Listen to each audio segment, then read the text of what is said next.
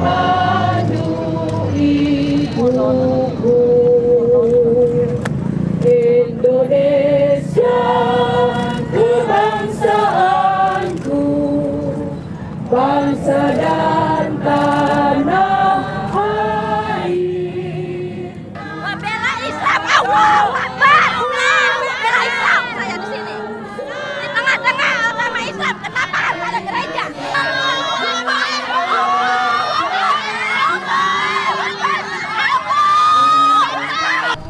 Dan hari ini pemerintah Kabupaten Bekasi akan membongkar gedung yang sudah kami bangun.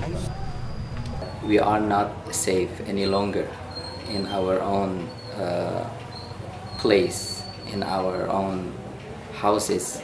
We are not free to believe in what we want to believe. But we are very worried the increase of the intolerance group. Nggak ada keadilan sama sekali di dunia ini. Di Indonesia ini nggak ada keadilan.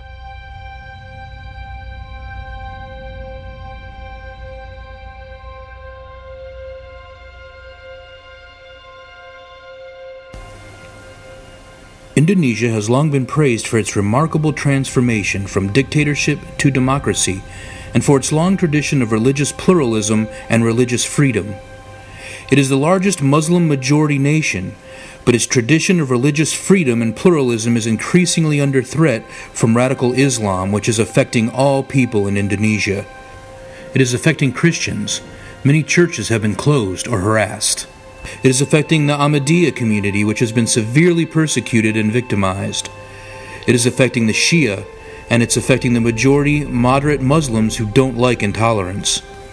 And so we believe that there is an urgent need for action against what is undermining all that Indonesia has achieved. We have experience about that for a long time we lived together among Muslim, Christian, Hinduism and Buddhism with harmony. We have experience about that. It's a big capital of Indonesia. But since last 15 years, there is a dispute to start from radical one, fundamentalist one, who comes from abroad. It comes to Indonesia, try to change the Muslim in Indonesia instead of become really Muslim, but become Arab people. This is the big problem now that makes so many violence, many church attack, the minority attack, not only religious but also culture, a certain culture who they quote pure Muslim. Yes, on 21 March this year, the government destroyed our new building, and I think it's very not good from government, because they know that we have processing our permit in this town. The new building just by stone up to 5 meters around this old church, old building, and they broke the new building and not destroy to the old building. Some of them is from government. They are policemen. They are Satpol PP. There are also many intolerant people came here, and also quite sound to say destroy the building, destroy this building, because there's not permit here. On 2011, 2 years ago, on June, we have start our processing to get permit from government. We have complete the signature or the permit from the people around from this church, and this is the problem. The village, our village leader not give us the permit because I think this is my opinion, because he is afraid for the intolerant people. So I know he is the victim too. On 12th of September 2010, as we were walking towards the place where we were holding our Sunday service, Muslim fundamentalists came on 8 motorcycles armed with knives. We tried to protect each other. They stabbed one of our elders because they hate Christians. As we were taking the elder to the hospital, the man who knifed the elder attacked me. He hit me in the face and 3 times on my back with a wooden plank. There were no police at the time of the attack. I was later told that I was the target. I still feel traumatized about the situation. Legal permit doesn't mean anything. This building is not a church, it is a school. So when we use this building, this property for worship in every Sunday, they prohibit us because we don't have legally it is not a church, so we can use it for a church. So we realized that it is not all of people here that who don't like us. It's only maybe 10%, but unfortunately our government don't have strong confidence to deal with them. The Ahmadiyya community has existed in Indonesia since 1925 and has approximately 500,000 members. Historically, they have faced relatively few problems, but since 2005, Ahmadis have faced an increasing campaign of harassment, discrimination, and violence. On May 5, 2013, a mob attacked an Ahmadi community in Kampong Wararigi Tasikmalaya Regency. No one was injured, but 29 houses, the madrasa, and the elementary school were attacked. The main target was the mosque. Before this incident, my children slept separately, but now they sleep together because they are afraid. I want to feel safe. I just need one thing. I want to feel safe. Okay. All that we want to let the other know is that we are not safe any longer in our own place, in our own houses. We are not free to believe in what we want to believe, but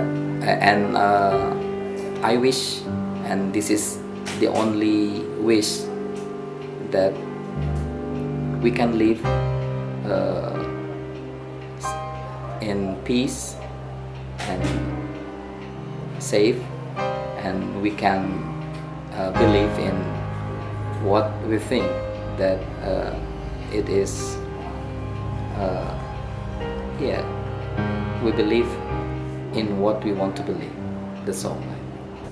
In 2013, an Ahmadi mosque was forcibly closed and sealed in Bekasi, a suburb of Jakarta, with approximately 20 Ahmadis refusing to leave. The police say they just maintain security, but in fact, they are spying on us. They write and record reports about whatever we did. They forbid people to come, including our lawyer. We never did any improper activity here. We just pray here and provide education of Ahmadi children. This is the real picture of Indonesia, where the government cannot guarantee the right to practice our religion and faith. Even though we have the Constitution and law, the government cannot guarantee our freedom. This is the weakness of our country, because we do not have a strong leader who cannot make any decisions. The local government is also powerless. That is why we are attacked again and again. So we want to tell the world that our country is plagued by intolerance. But we are very worried the increase of the intolerance group. And to myself, the reason why we are afraid because our government seems very weak and not have a strong policy to defend them, to give a clear policy to them. But they very afraid to defend the right of our religious belief. It is a different side with what the Constitution says. So I still think we are dreaming that we can live together. Negatively, it is a sign that we are not part of Indonesia. But positively, it is a sign also that we still should contribute more honestly, to build this country. Not only use Indonesia as place of worship, and we didn't do anything for the sake of Indonesia. Yeah. So spiritually, it is a sign for us that we should, pay the price of our cost of discipleship. Yeah.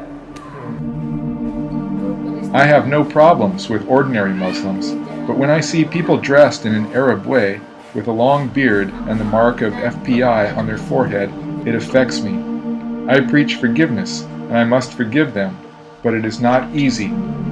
I hope you are here not only to hear our stories, but to do something, to make change.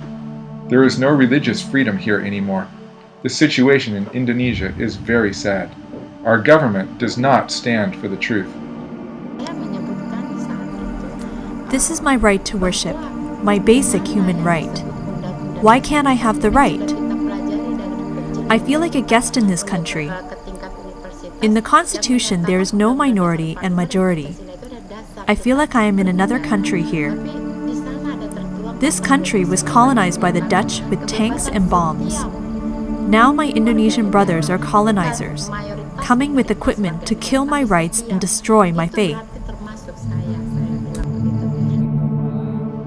Law and justice do not work here. We hope the international community will give a strong warning to the President that there is a big problem in Indonesia.